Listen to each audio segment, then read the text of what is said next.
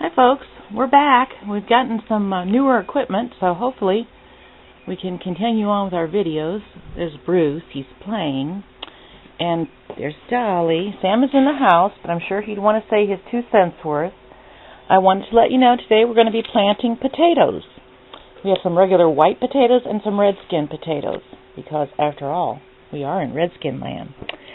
So we will be right with you, show you what he's going to do in the process, and have Sam talk about it a little bit, and hopefully give us some new information. Okay? We're planting potatoes today. We're about a week late. It's what, the 25th? Yes. And traditionally, they're planted on St. Patty's Day, which is the 17th of March. It's the 25th, but it was nasty weather, but we'll be all right. These are red Pontiacs, and I cut them up yesterday. And this is the important part.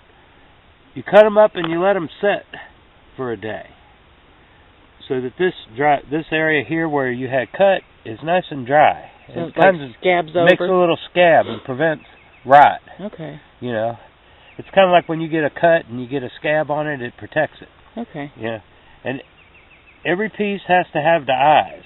See the little eyes? See. That's where the plant is going to come out. Oh, okay. I didn't know that. Well, and you plant them eyes up. Eyes up. Not down, like this. Like okay. this. See? Like this. So you've dug your holes. Right. And eyes up. Okay. Now, we're doing these in a area that can be kind of flood prone. Uh-huh. We had the trash that you see in here is last year's sorghum. Okay. So, and it's coarse. It's a rough area, but these are fine. I mean, it's not like we're planting small seeds. Right. And as you can see, the stubble is rotting. Oh. And what that does, that provides food for this. Uh-huh. Now, a couple things about potatoes. They like low soil pH, acid soils. If you put wood ashes on, they will get scab on them. Huh. Which, like you've probably seen some in that you have bought in the grocery store that have kind of like a rough, kind of brownish spot on them. Yeah.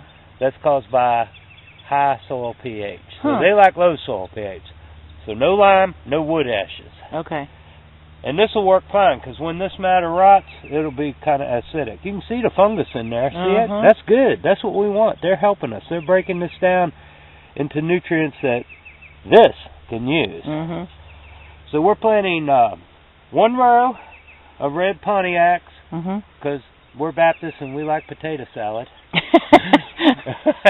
And 1 row of Kennebecs, which is a white potato, similar to a russet, but the skin isn't quite as coarse. But they get fairly large.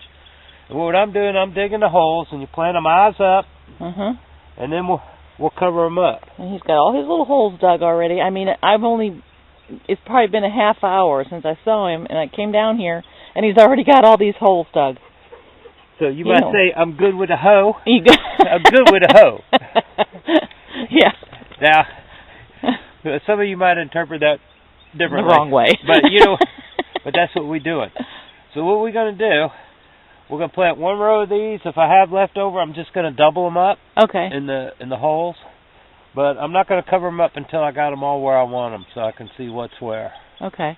And then we cover them up, and it's supposed to rain maybe tonight, definitely early in the week. It's Saturday now. It'll rain Sunday evening and whatnot. You don't have to water them in.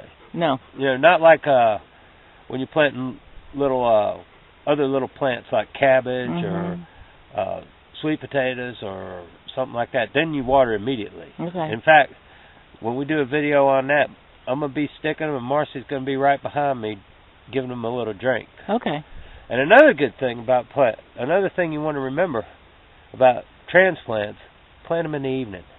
That way the sun's not beating down on them all day. They have time to acclimate a few hours. Because they can form the root hairs, which is where the magic happens, in a matter of hours.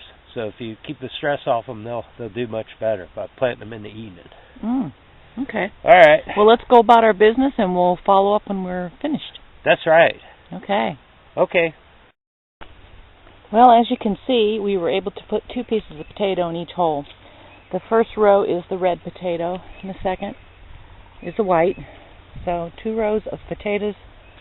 We ought to get quite a yield.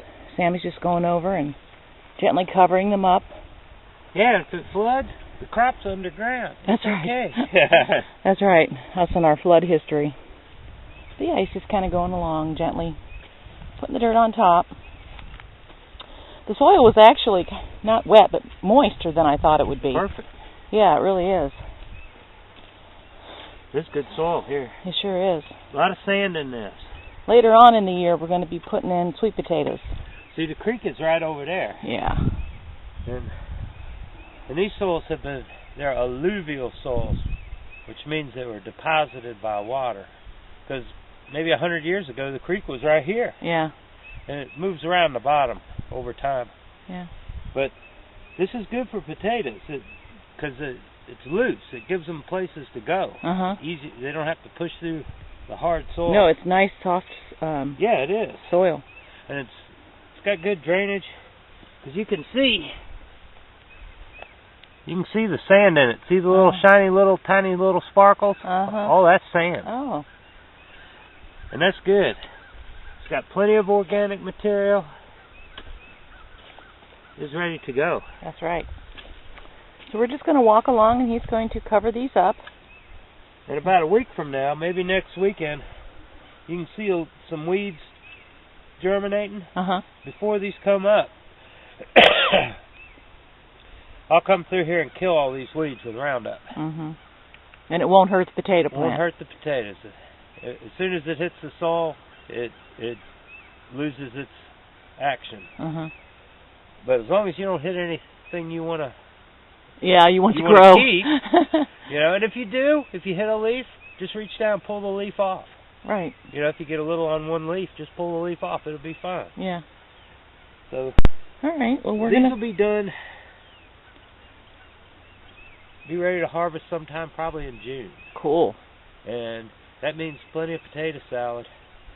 And I need to research canning them because I have never canned potatoes, but I do want to do that. I'll have to hit up some of my homesteady friends that do that. Normally we don't grow potatoes because, we don't eat a whole lot of them, and they're not that expensive to buy. It's like carrots. My gosh. I mean,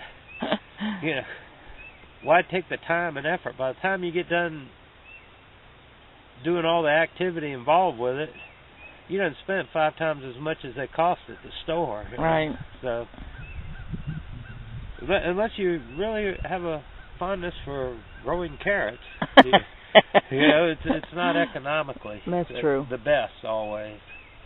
So. Well, it's a beautiful day here today. I think it's supposed to be in the 70s. And it is. Sammy's been itching to get out in the dirt, so here we are. I'm in the dirt. Yay! We will follow up at the end. Okay. I thought I'd come over here and see how the creek fared during the winter. We haven't really had much snow here, so it does look a little low. But I always enjoy coming down here. Once everything greens up, it'll be pretty. This is where the foosters like to come and play. So I thought I'd take a little look and check it out. You can see here some brush, etc., because you can tell how the land wants to erode away when we have like we had those floods last year. So what Sam does is when he has to cut a tree down or has extra brush, he puts it here. And that way, with the stream, the flow of the creek, depositing dirt, etc., it'll build the bank back up a little bit. And it's worked in the past. I don't know if you can tell over there he did it. And you can see where it's built back up.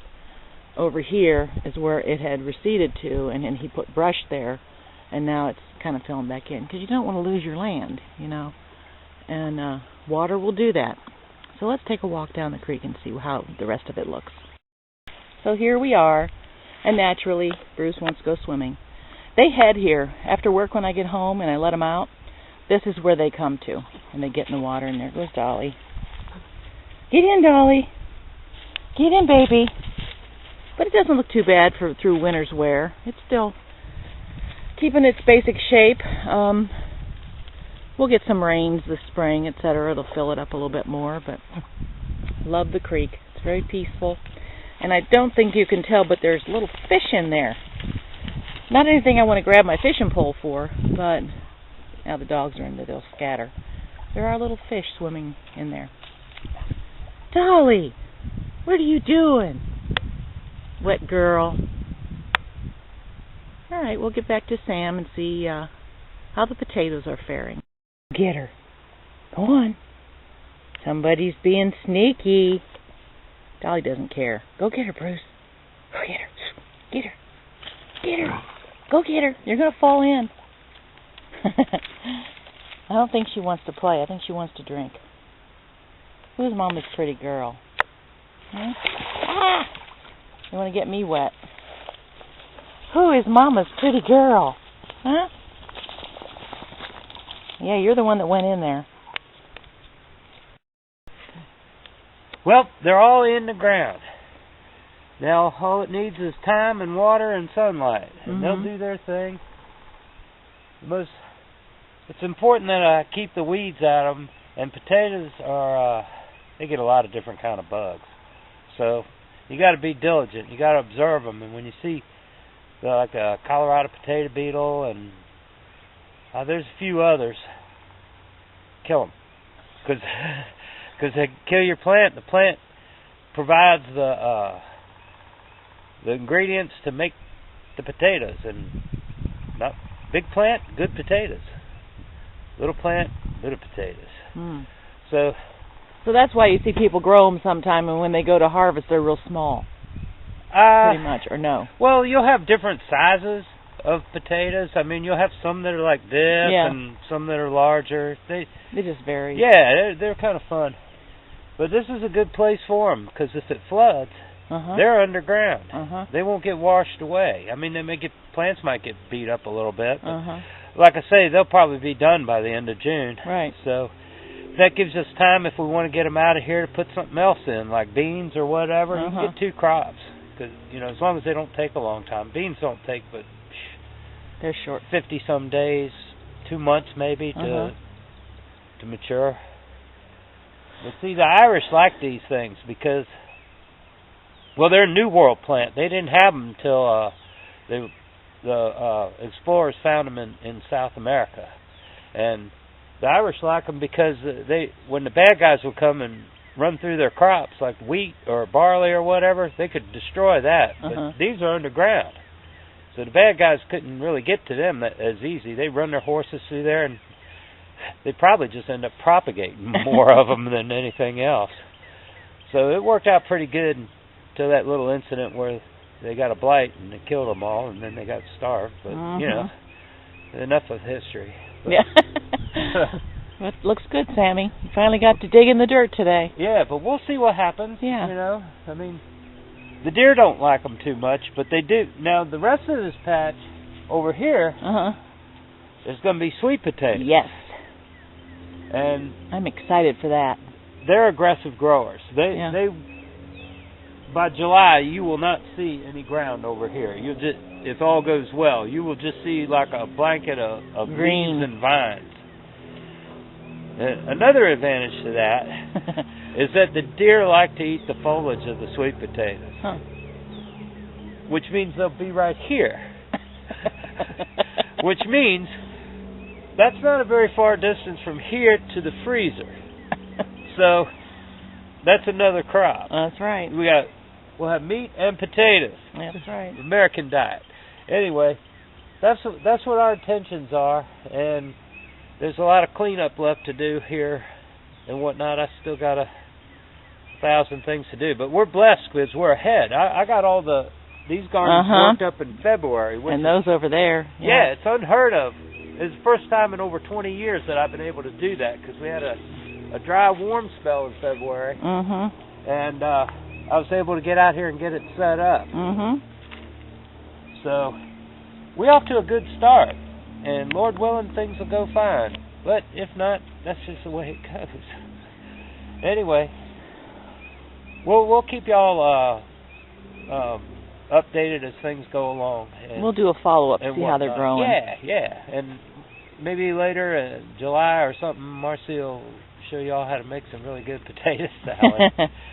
The ladies at church do a pretty good job. Sure do. I tell you, I know which ones to pick. That's right. So I know which ones to learn from. That's right. Everybody has their own potato salad recipe. That's right. I mean, it's like dogs. There's all kinds of dogs, all kinds of potato salad. Speaking of dogs. Yeah, they've been in the creek. They're having fun. But anyway. We'll wrap it up. Go do something useful. Take care. Bye-bye. Listen to all the woodpeckers. I don't know if you can hear them.